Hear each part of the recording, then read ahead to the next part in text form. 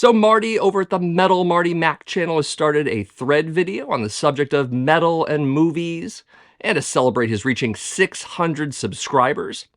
So what that means is that I'm going to discuss movies whose titles are also song titles, as well as 3 of my very favorite films and their soundtracks. Stay tuned.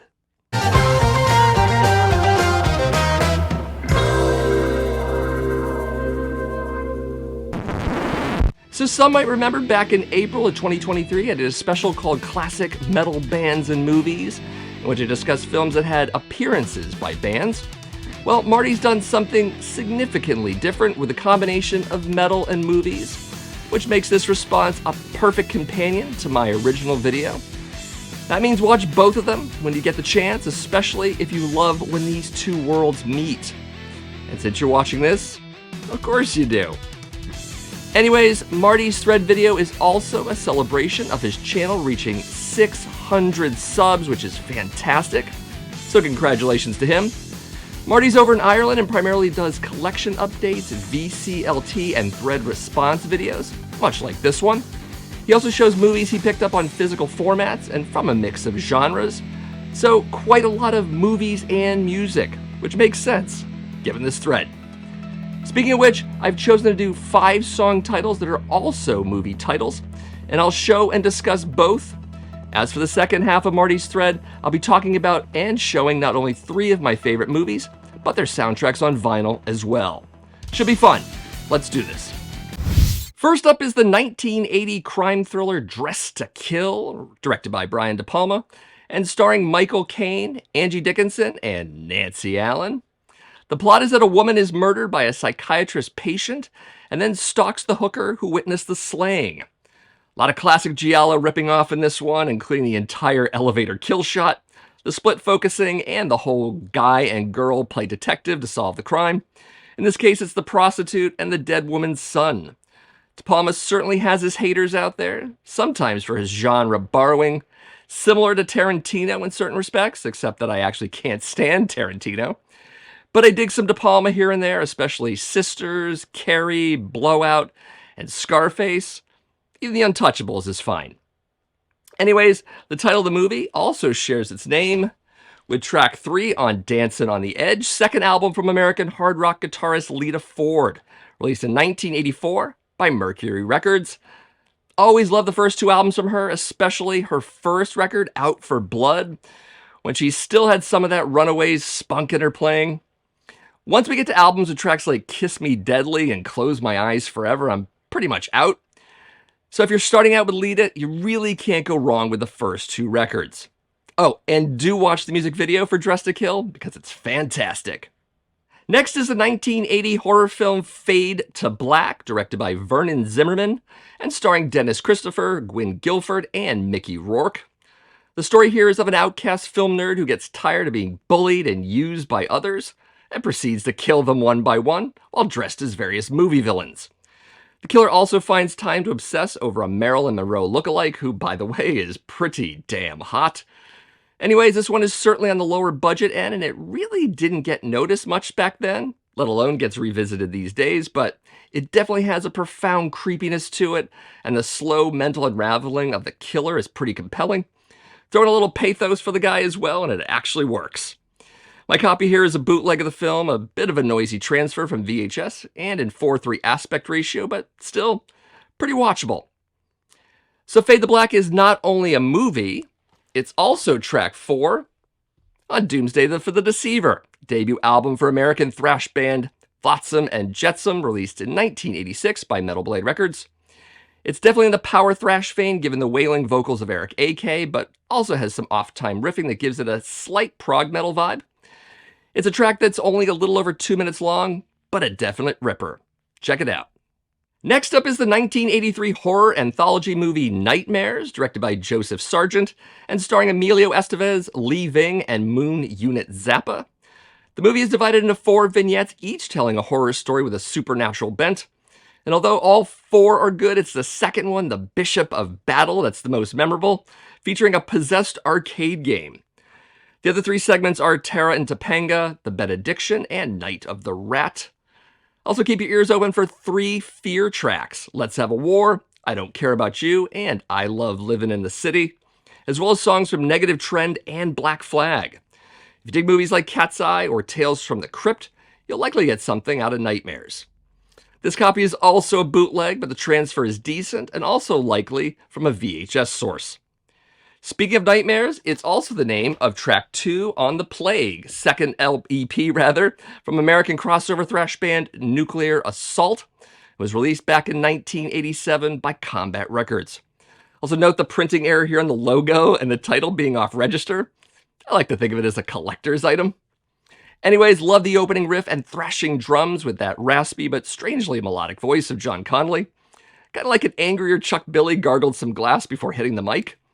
Solo for this one is all over the place and likely improvised, but gets along well with the aggression and bang-worthy beat. The EP was followed by no less than 3 really great albums of this band. Basically everything before Something Wicked is worth checking into. So yeah, The Plague. Next is the 1979 horror film Phantasm, directed by Don Coscarelli, and starring Angus Scrimm, Reggie Bannister, and Bill Thornbury. First off, Angus Scrimm. Great name. Anyways, the plot for this one is about as weird as it gets, centering around a teenage boy and his older brother witnessing what appears to be grave robbing, but turns into something far more bizarre and supernatural, involving body shrinking, portals to other worlds, and let's not forget weaponized flying metal balls. It also has at least 4 sequels, but of course nothing compares to the original. Great movie, total classic. And, as you would expect, the name of this film is also track 5 on Beyond the Gates, second album from American death thrash band Possessed, released back in 1986 by Combat Records. Fantastic track with riffs for days, although this band never really had great production in the 1980s. The songs in this one really hold their own, notably this one, as well as The Heretic, Tribulation, and Beyond the Gates. For me, this album is also the sweet spot between a very raw-sounding debut and an over-clean follow-up EP. Also, definitely get the vinyl because you should, and because it's got this weird foldy-out thing going on here. Like that. Anyways, Possessed, Beyond the Gates. Next up is the 1981 slasher movie The Prowler, directed by Joseph Zito and starring Farley Granger, Vicky Dawson, and Christopher Goutman. The story here is about a World War II soldier who comes home to a breakup letter and angrily murders his ex and her new guy. Then fast forward to modern day as a uniformed killer dispatches students at a college celebration. It should be mentioned that there are a couple of Friday the 13th connections here. First is that Tom Savini did the effects for this movie, as he did for 2 Friday the 13th films, as well as director Joseph Zito, who later directed Friday the 13th, The Final Chapter. In fact, it's not a stretch to say that if you like the Friday the 13th movies, notably the good ones, as well as slashers like Prom Night and The Burning, and you should definitely be checking out this movie as well. This was also re-released in 1984 as Pitchfork Massacre, but I prefer the original title. Besides, we have enough massacre-titled horror movies at this point. Of course, this isn't the only Prowler. Using that name is also track 1 on Iron Maiden, debut album from British heavy metal legends Iron Maiden, released in 1980 by EMI. Of course, little needs to be said about this classic album, though many debate whether this or their second album is the better Di'Anno studio record. For me, they go well together, despite the production gap between the two. Admittedly, Killers is a bit more refined and matured, but the self-titled debut has a youthfulness and edge to it that's utterly undeniable. And his opening track definitely shows that. I also have some great memories with this record, so that's in the mix for me as well. Anyways, Iron Maiden with Iron Maiden. As for 3 of my favorite movies or soundtracks, let's do both movies and soundtracks. Why not? Let's start with the 1982 sci-fi adventure film Tron, directed by Steven Lisberger, and starring Jeff Bridges, Bruce Boxleitner, Cindy Morgan, and David Warner. The movie's about a computer hacker who gets digitized and sucked into the world of the computer, being made to participate in various games and later attempting to return to the real world with the help of the movie's namesake security program. Easily one of the movies that got me into computers as a teenager of the 1980s, along with war games. In fact, it got me coding way back when. Also had a rather engrossing, albeit repetitive, arcade game. The funny thing is that this is a Disney movie, but it just doesn't feel like one. Granted, there is some animation mixed with the live action, but there's also plenty here for grown-ups to dig. At least grown-ups who are kids at heart. Plus, of course, Cindy Morgan is totally hot, as you might already know if you've seen her in Caddyshack.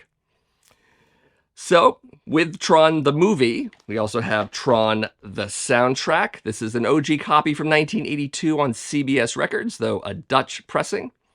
Aside from the amazing score by Wendy Carlos, there is the oddly placed Journey song at track 2 called Only Solutions, exclusive to the soundtrack. Good song, but also sounds like it wouldn't quite make it to a studio record.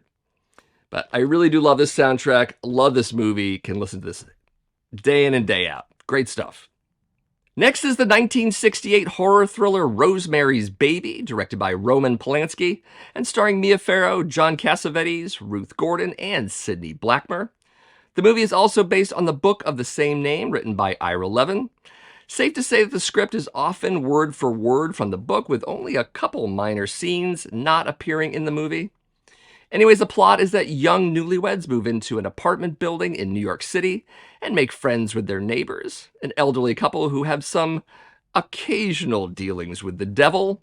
In fact, they are instrumental in Rosemary conceiving Satan's son, which all culminates in a rather surprise ending. Great film full of conspiracy and satanic ritual, not to mention some legitimate twists. It also won a single Oscar that year for Ruth Gordon as Best Supporting Actress. Also, look out for a cameo by schlock director William Castle. Like Tron, I have watched this film way too many times to count. And of course, with the movie, I also have not one soundtrack, but two. Here's the first one. This is the original 1968 release on Dot Records. But I also have the second one, which is the 2022 reissue from Waxwork Records. And with a few exceptions, there is actually very little musical overlap with the two, which is to say that if you own both of these, you pretty much have every musical piece, cue, theme, what have you from the film. And yes, I've listened to them back to back on occasion. If you love the movie, you'll likely get at least one of these, though the Waxwork one is the more available, obviously. So there it is, Rosemary's Baby. Next up is the 1980 sci-fi adventure film Flash Gordon, directed by Mike Hodges and starring Sam Jones, Melody Anderson, and Max von Sydow. The film involves its namesake along with a sexy gal and a scientist as they escape from a ravaged Earth in a rocket ship to another world to confront the source of their planet's upheaval. Lots of action and tacky outfits, and von Sydow as Ming the Merciless really steals the show. Granted, the movie barely made its money back and overall didn't do well, but it certainly became a cult classic. I saw the movie in the theaters when I was 12 and was instantly taken with it. Loved the action, the battle, and the soundtrack. In fact, after seeing it with my aunt, I had her drive me to the record store to buy it on vinyl. My very first album on the format, and my first rock album ever. Speaking of which, here we go. This is the Flash Gordon soundtrack. This is an original 1980 US pressing on Elektra Records. Queen does a couple tracks on this, both Flash's theme as well as the hero. Great pick, by the way. And they also do some collaboration with the composers, so it's a bit of a rock and orchestral fusion. But the bulk of the record is the score by Howard Blake, who also had some involvement later on with the original RoboCop soundtrack. Flash Gordon is definitely my favorite soundtrack in my vinyl collection. At current count, I have maybe about 80 soundtracks on the format, but I'm looking to build that out as I go along. But this is definitely where it all began, back in 1980. So again, congratulations, Marty. Would definitely love to see your channel grow to 1,000 subs and beyond. That means all of you watching this should go over to his channel, subscribe to it, and watch some of his videos. I'll leave a link to his original video in the description of my video so you can get over there and check out what he's got. Definitely do that. As for me, my name is Matt, and I run this little channel called the Accusation Network, on which I post weekly videos on metal vinyl collecting, as well as classic and modern metal in general.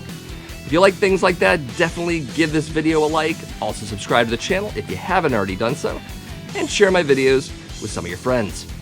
And of course, as always, thank you for watching, and I'll see you in the next video.